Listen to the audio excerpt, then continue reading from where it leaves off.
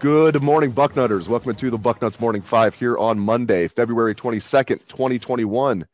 I am Dave Biddle. I am joined by Steve Helwagen. Steve, let's start out with when spring football is going to start for Ohio State. I don't believe we have an official date yet. We're looking at somewhere mid-March as far as the start of Ohio State spring ball. Is that right, my friend?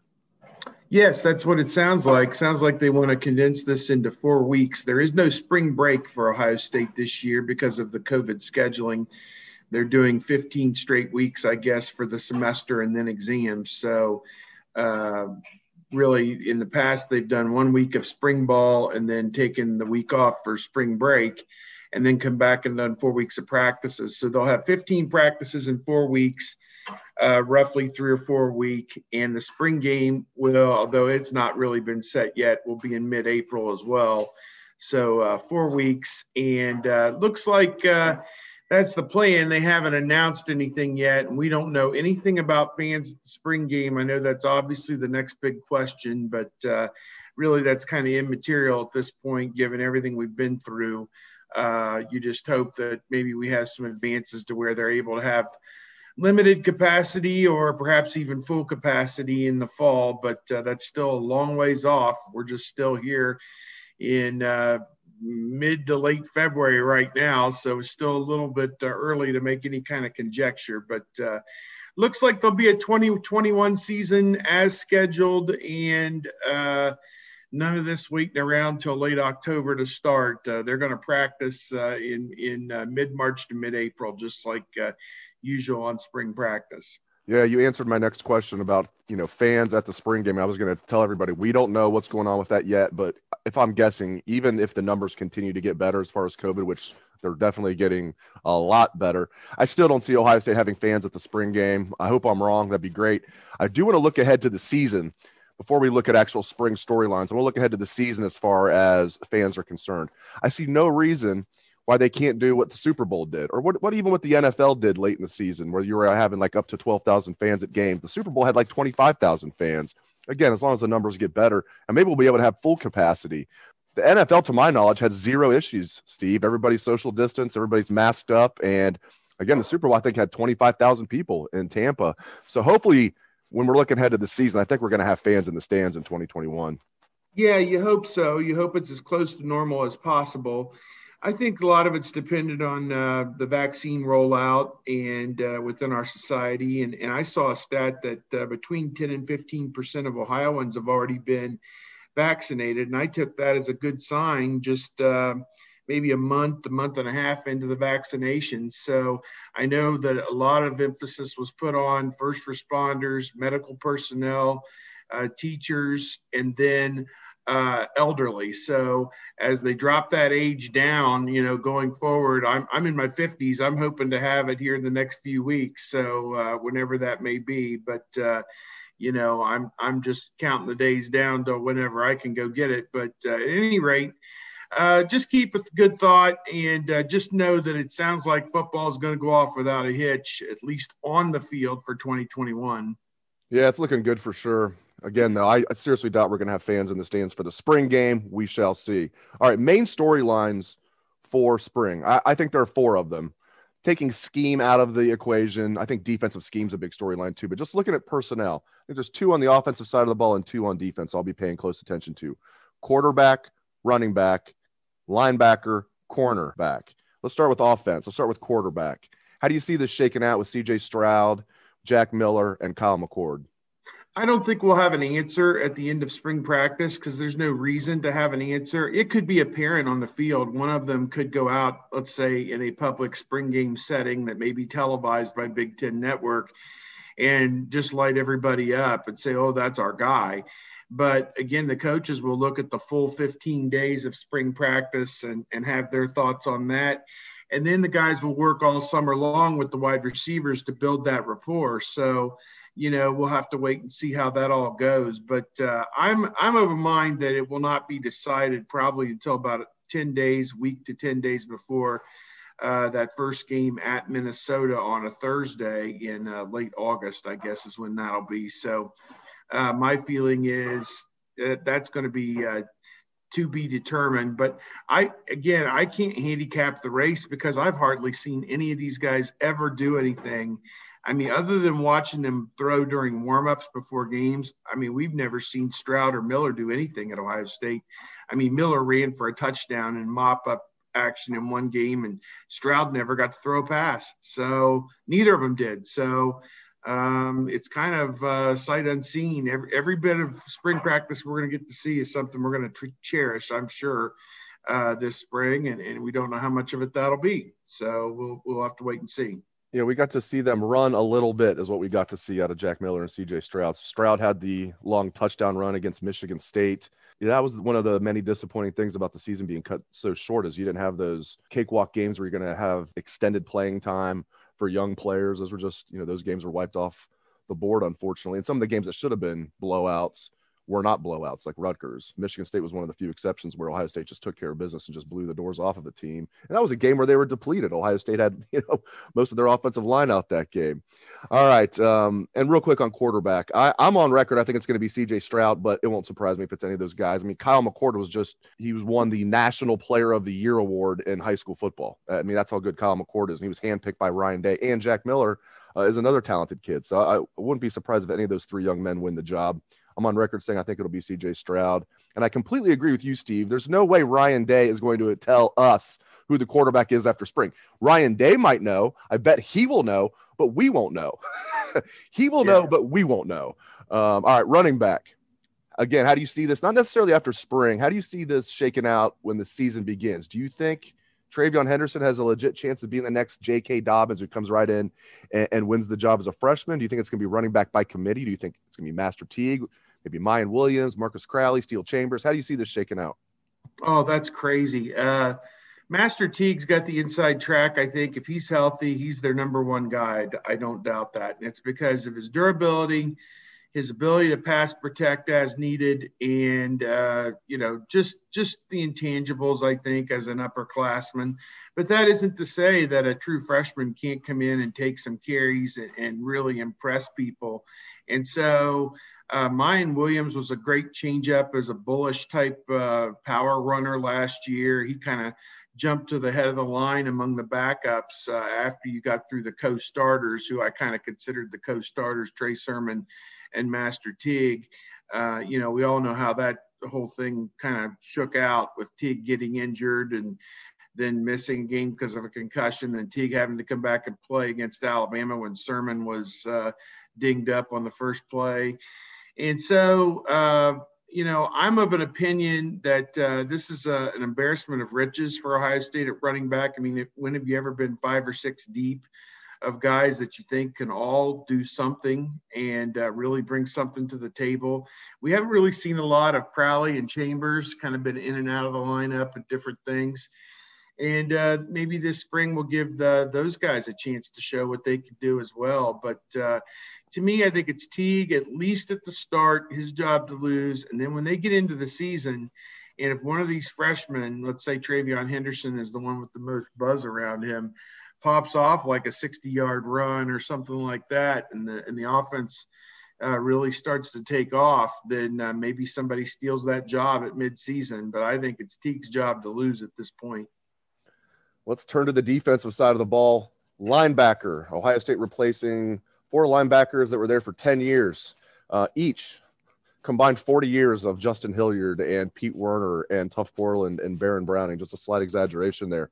But I really like the talent of the guys they have coming back. Inexperienced, but not all that young. I mean, 3 of the guys are going to be 4th-year players in Taraja Mitchell, Dallas Gant, Kayvon Pope. It seemed like Pope got in the doghouse a little bit last year. We'll see if he can work his way out of there, because I before last year I was hearing good things about him. Gant played a decent amount last year. I've always been high on Mitchell, but he hasn't played that much. Craig Young, he'll be a 3rd-year guy. I've heard nice things about him. I've heard nice things about Cody Simon and Mitchell Melton, who will be 2nd-year players. Reed Carrico will be a true freshman. How do you see things shaking out at linebacker, Steve? Well, Tommy Eichenberg is another guy that is in that mix as well. Dallas Gant is probably the guy of all those guys who's played the most on defense and has done some nice things. Craig Young subbed in this past year at an outside linebacker spot, was pretty good. I think it's kind of hard to handicap that because you just don't know what Al Washington is thinking and how he perceives those guys. I agree that Pope was a guy who kind of took a bit of a back seat this past year, and Craig Young may have moved past him. And then you've got those young guys who are really hungry to play, like Simon and Melton and Eichenberg. And you've got Reed Carrico, who's coming in from Ironton, did a great job and has already gotten some acclaim in the winter program as a guy who's working hard. So it is a weakness, I think, of the defense right now, the linebacker position, but it could turn into a strength. It's an unknown. I think it's X, and you say the X factor, the unknown. I mean, we just don't know what the linebackers are going to bring, and whether it's going to bring about a scheme change. Are they only going to play a 4-2-5, or what could happen? I mean, you just don't know. And I'd look at it right now that they're going to go into the spring as an open book. Everybody, it's kind of like the quarterback position. Everybody will get similar type of reps, and the best players are going to play. And Al Washington turned down the Tennessee assistant coaching job to be defensive coordinator there, it sounds like. And he's staying at Ohio State. And obviously Ryan Day, Kerry Combs will be leaning on him heavily to give them three great linebackers for every game this year. Give us your best. And, let's put together a scheme that accentuates what those guys do. All right, corner. I find corner extremely interesting. Seven Banks does return. I expect big things out of him as a senior, second-year starter. A lot of times it clicks for corners in their second year as a starter, especially with him being a veteran. I think Seven Banks is going to have a big year. Cam Brown, I like him, but he's coming off an Achilles injury. That is a tough injury to come back from, and we've seen a lot of that at Ohio State with Tuff Borland, and Justin Hilliard, I believe, had one too. I feel like I'm leaving. Oh, Master Teague. I knew I was leaving somebody out. So, but those are tough injuries to really come back from, especially at a position like corner and be as explosive as you once, were. So, Cam Brown was a guy, Steve, that was running legit 4.3s, they were saying. He was running mid 4.3s. He's one of the fastest guys on the team. Some were saying he was the fastest guy on the team. So I don't know if that's going to be true after an Achilles injury. Hopefully it will be. Tyreek Johnson's a guy, Steve, that came in with 5-star accolades. He's been a huge disappointment. Maybe it'll click for him as a fourth-year guy this year. I don't know. Then the other guys are extremely young. Legend Cavazos, Ryan Watts. They're going to have a really talented trio of freshmen with Ja'Kalen Johnson and Jordan Hancock and Denzel Burke. How do you see things going at corner this year for the Buckeyes? Well, they got a lot of bodies, and that's good. I think what hurt them last year, obviously, was there was no spring football. There was no summer program, obviously, or truncated summer program, and no true preseason camp. I mean, they were already in class, so they were only practicing a couple hours a day and didn't have a regular preseason camp. So, to me, that really kind of hurt what the corners were able to do last year. They lose Sean Wade. They've got Seven Banks coming back. Doesn't seem to me like Cameron Brown will be there this spring because of the Achilles. That happened basically October the 31st, and we've seen a 6 to 8 month recovery. And there is no reason, no thought in my mind that after 5 months or whatever, he would be out there practicing in mid-March. So I think that more than likely he'll be on the side doing rehab or back at the training room or wherever, trying to get back to full go. That'll be his plight this spring and even in probably the early summer. But I think he can affect the bottom line in the fall because I think he's got some talent and some experience. So I would look for him to kind of jump into that mix in preseason camp. And certainly the coaches there, Matt Barnes, Kerry Combs, they'll be looking for him to get in there and be a part of that. So beyond that, intriguing guys, Ryan Watts, Legend Cavazos. Watts got to play a little bit this past year. I think it'll be interesting to see if he gets a shot. I agree with your list. I think it's time for Tyreek Johnson to participate and get something done. Still haven't seen much of him now 3 years into this. And, maybe one of those freshmen, the guys they've recruited are all, top-ranked guys, and it's possible one of those guys moves right to the top of the list past some of these guys that maybe weren't ranked quite as highly. So it's going to be a great competition. I know that. And I don't have any doubt. Kerry Combs given a full off season, Matt Barnes a full off season. I think they'll come up with 3 really good corners for Ohio State. And, to attach names to it on February 22nd, hard to do, but I have faith that they're going to come up with those players. I do as well. I think they're going to end up being maybe better than people think at corner this season, especially if Seven Banks steps up as that number 1 corner, like I think he will. I like some of the depth they have there. A guy like Legend Cavazos, we were hearing good things about him until he banged up his knee. Another guy that would have been able to play, if the season was longer and once he got to be healthy. But, by the time he was healthy, they're playing like Alabama and Clemson. I left out Marcus Williamson. The producer in my ear told me that, the producer meaning the little voice in my head. I left out Marcus Williamson when talking about the corners. I also left out, I believe, Evan Pryor when I was talking about the running backs. He's another guy, comes in all-purpose back, but he's going to be a running back at Ohio State. So Evan Pryor is another guy I should have mentioned at running back, and Marcus Williamson at corner. All right. Finishing the show with some Ohio State basketball. If you don't care about Ohio State basketball, it's been great talking to you. Thanks for tuning in. Steve and I are going to finish the show talking some OSU hoops. Tough loss yesterday, but man, what a game. I'm just sitting there in awe that first half. And Ohio State loses 92-87 against that team up north. But, man, that was some high-quality basketball. The number 3 and number 4 team in the nation going at it. And I tell you what, it's too bad Ohio State finished on the losing end there, Steve. But that was a great game. In the grand scheme, that's not going to hurt Ohio State much. If they take care of business down the stretch, they're still going to be a number 1 seed. And even if they're a number 2 seed, I really like this Ohio State team. But tough loss yesterday. What do you think was the biggest issue yesterday? Well, it was a phenomenal game. The first 38 minutes, they basically just stood in the center of the ring and threw punches at one another for 38 minutes until somebody blinked. And Finally, somebody definitely blinked, and his name was Justice Suing. He threw that ill-fated behind-the-back pass to nowhere. And the only person who saw it was Isaiah Livers from Michigan. And he swooped in, took it the other way, and then Suing compounded matters by not taking Livers out on the play and allowing him to make the basket and draw the foul. And from that point on, it was a 3-point game, and that made it 6. The only time it was a 1-possession game after that was after Dwayne Washington hit that desperation 3 with 3.5 seconds left, something like that. So they were never really in the game after that play, which is unfortunate because they had played really dead even with Michigan for 38 minutes and then just kind of spit the bit at the end, made one mistake, and Michigan made them pay for it. Now, first half, the defense was very much lacking. Michigan hit 10 of 13 3-pointers and then hit their first one to start the second half and was 11 of 14 on threes at one point. Then they kind of went cold after that. I think they missed their next 9 after that, and that helped keep Ohio State in the game. But Michigan would not have been in this game at halftime if they hadn't hit 10 of 13 threes. I mean, they were just on fire, and it was a case where Ohio State was having problems locating the shooters, and a case where Michigan had some guys who played above their head. I mean, their 3 guards, I put this on Twitter and on the message board, Brooks, who I think is the Kenan Thompson lookalike, he was averaging 8 points a game.